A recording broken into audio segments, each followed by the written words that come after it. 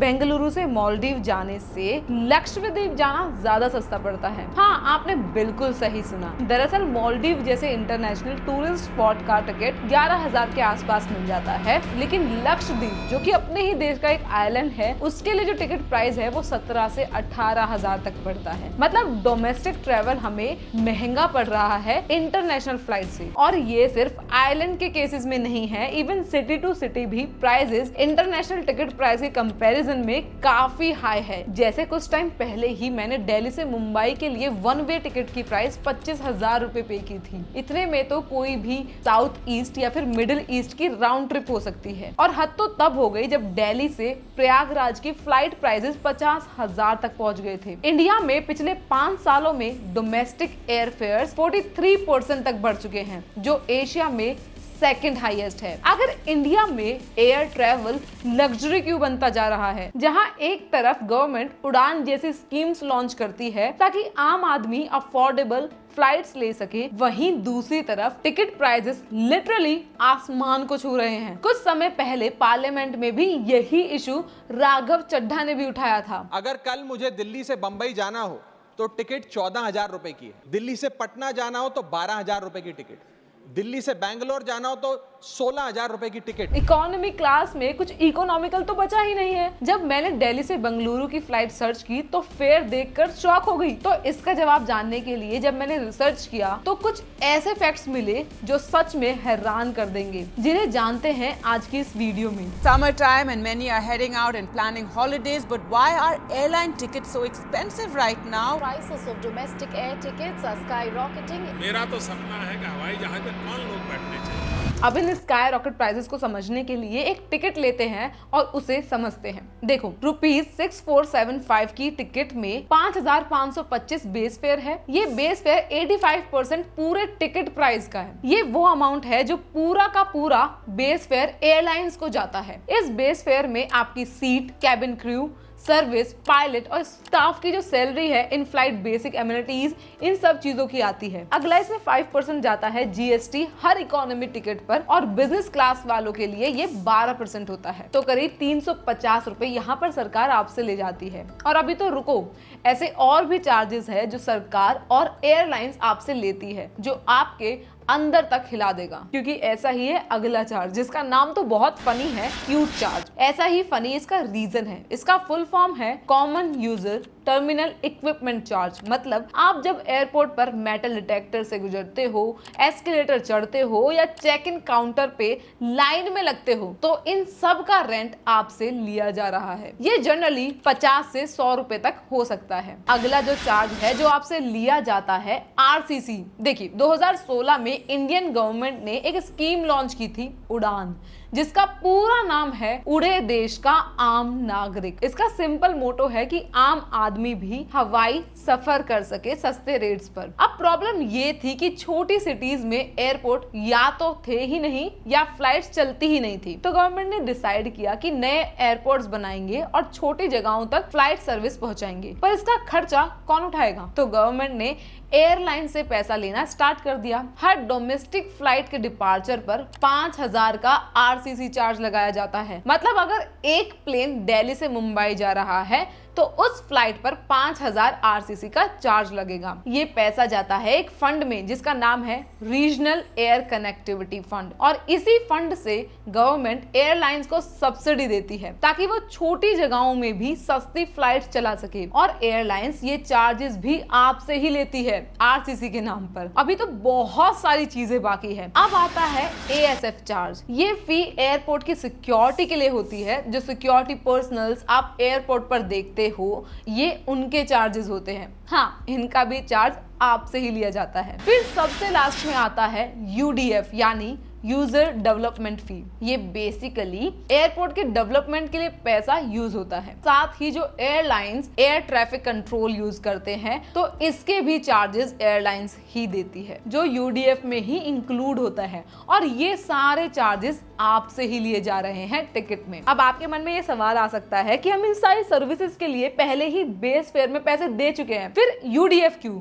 इससे भी ज्यादा चौंकने वाली बात तो ये है कि यूडीएफ तो काफी तेजी से बढ़ाया जा रहा है। जैसे पटना एयरपोर्ट का यूडीएफ 204 से 660 तक बढ़ गया है, मतलब 223% जंप। ऐसे ही कन्नौर एयरपोर्ट में यूडीएफ के प्राइसेस 319 से 750 तक कर दिए हैं। जयपुर के लिए 395 से 805 कर दिए हैं। और ये यूडीएफ का जो भी चार्जेस लग रहा है ये डायरेक्ट आपकी फ्लाइट टिकट में ऐड कर दिया जाता है। ये तो हमने बात कर ली हमारा पैसा जा कहाँ रहा है, लेकिन अब ये जानना आपके लिए बहुत जरूरी है कि आखिर इंडिया में प्राइसेस इतने बढ़ क्यों रहे हैं। अब इसमें मेजरली 4 रीजंस है, सबको एक एक कर समझते हैं। सो पहला है एटीएफ यानी कि एविएशन टर्बाइन फ्यूल। ये वो फ्यूल है जो प्लेन्स में यूज होता है। एक्चुअली इसमें दिक्कत ये है कि ये जीएसटी के अंडर नहीं आता है, तो स्टेट्स अपने अपने हिसाब से इस पर टैक्सेस लगाते हैं, जैसे service tax, VAT, excise duty, जो कि 30% तक होता है। इंडिया में टैक्सेस इतने ज्यादा हैं कि एयरलाइंस की टोटल ऑपरेटिंग कॉस्ट का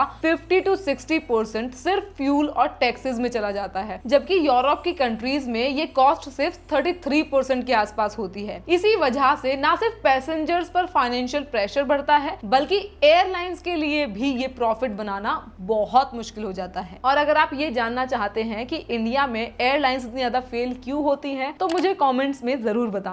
एटीएफ पर टैक्सेस इतने ज्यादा हैं कि आप खुद सोचो, 2 घंटे की फ्लाइट ज्यादा महंगी पड़ रही है 9-10 घंटे की फ्लाइट से। और इसी वजह से इंटरनेशनल फ्लाइट्स डोमेस्टिक से काफी ज्यादा सस्ती मिल जाती हैं। सेकंड है रुपी डेप्रिसिएशन। अब आपको पता है कि एटीएफ और अदर पार्ट्स खरीदने के लिए फॉरेन कंट्रीज में डॉलर्स में पेमेंट करनी पड़ती है, लेकिन जैसे जैसे रुपी गिरता जाएगा उसके अकॉर्डिंग हमें और ज्यादा रुपी देने पड़ते हैं और एटीएफ और अदर पार्ट्स को खरीदने के लिए। और रिसेंट टाइम्स में रुपी डॉलर के अगेंस्ट गिर ही रहा है, जिसका असर सीधा सीधा आपकी जेब पर भी पड़ रहा है। Third is demand and supply. Covid में लोगों ने एयरप्लेन से आना जाना कम कर दिया था, इसलिए एयरप्लेन्स ने अपनी ज्यादातर प्लेन्स को बंद कर दिए। लेकिन कोविड के बाद डिमांड फिर से बढ़ गई और सप्लाई कम थी। इसी वजह से भी प्राइसेस लगातार बढ़ते जा रहे थे। साथ ही पीक हॉलिडेज में लोग ज्यादा ट्रेवल करते हैं, इसलिए एयर टिकट्स प्राइस बढ़ जाती है। जैसे मैंने आपको बताया था कि महाकुंभ के टाइम पर प्रयागराज में जो फ्लाइट्स थी वो 50,000 तक पहुंच गई थी। Last but not the least is maintenance cost. Planes को मेंटेन करने के लिए उनकी टाइम टू टाइम पर मेंटेनेंस करवानी पड़ती है,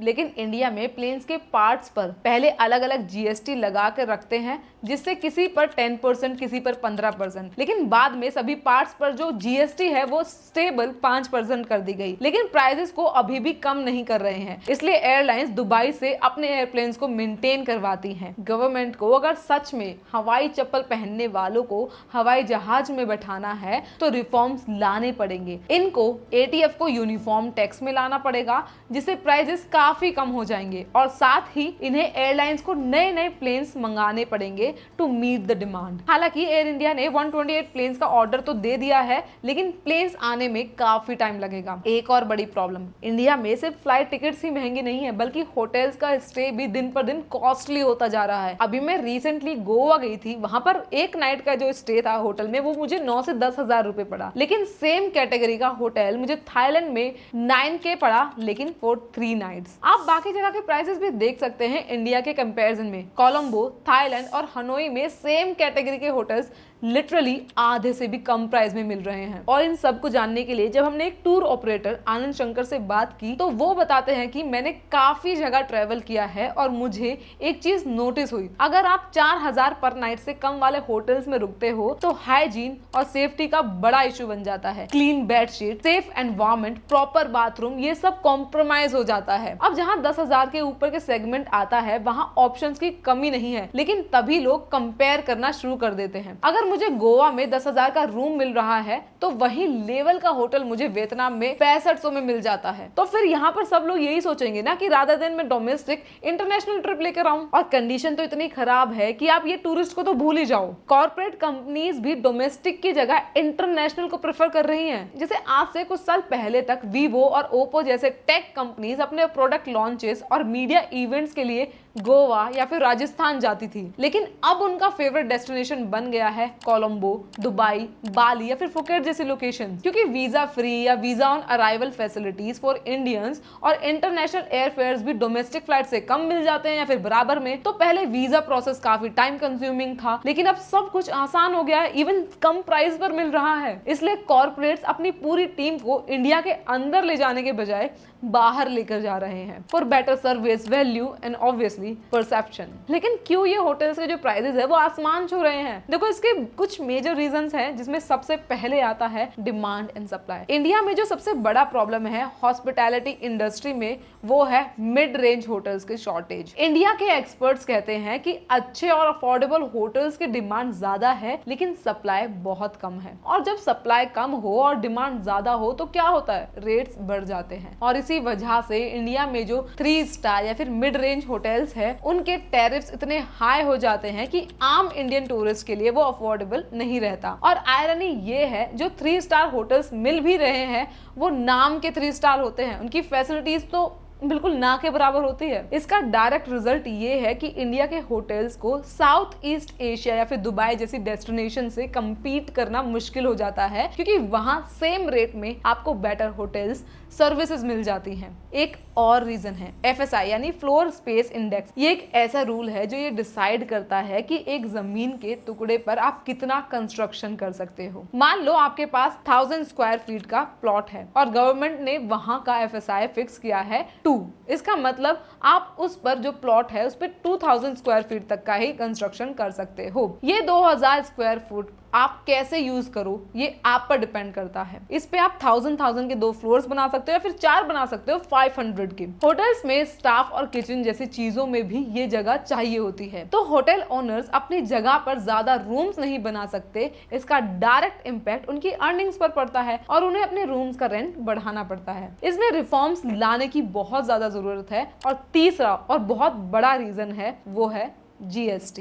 1000 से 7000 वाले रूम्स पर 12% GST लगता है और उससे ऊपर 18%। इसलिए मीडियम रेंज होटल्स के प्राइसेस भी लग्जरी लगने लगते हैं। एक तरफ गवर्नमेंट टूरिज्म को प्रमोट कर रही है, जो कि मुझे पर्सनली लगता है हमारी कंट्री इस चीज में बहुत बुरी तरह से फेल हो रही है। और अगर आप चाहते हैं कि मैं ये चीज कवर करूं तो मुझे कमेंट्स में जरूर बताना। सो वहीं दूसरी तरफ GST भी कलेक्ट करिए। देखो, होटल्स ना ये टूरिज्म सेक्टर के बैकबोन है। सोच के देखिए, चाहे कोई फॉरेन टूरिस्ट हो या फिर इंडियन ट्रैवलर, जब भी वो किसी भी नए शहर या जगह पर जाता है तो वो सबसे पहले वो देखता है कि उसके बजट में अच्छा होटल मिल रहा है या नहीं। अगर उसकी बेसिक चीजें, एक क्लीन, कंफर्टेबल, अफोर्डेबल स्टे अगर अरेंज नहीं हो सकता है तो वो टूरिस्ट उस जगह पर आएगा ही क्यों? वो सीधा किसी और डेस्टिनेशन का प्लान बनाएगा जहां सेम पैसों में better hotel, better services, better experience मिल सकता है। यही रीजन है कि जब तक हम हॉस्पिटैलिटी इंफ्रास्ट्रक्चर में सीरियस इन्वेस्टमेंट नहीं करेंगे, जब तक मिड रेंज होटल की क्वालिटी, क्वांटिटी दोनों को नहीं सुधारेंगे, तब तक इंडिया अपने टूरिज्म पोटेंशियल का पूरा फायदा नहीं उठा पाएगा। क्या आप भी मानते हो कि अफोर्डेबल और क्वालिटी स्टे टूरिस्ट का बेसिक राइट है? मुझे कमेंट्स में जरूर बताना। मैं आपको मिलूंगी जल्द ही एक और वीडियो के साथ।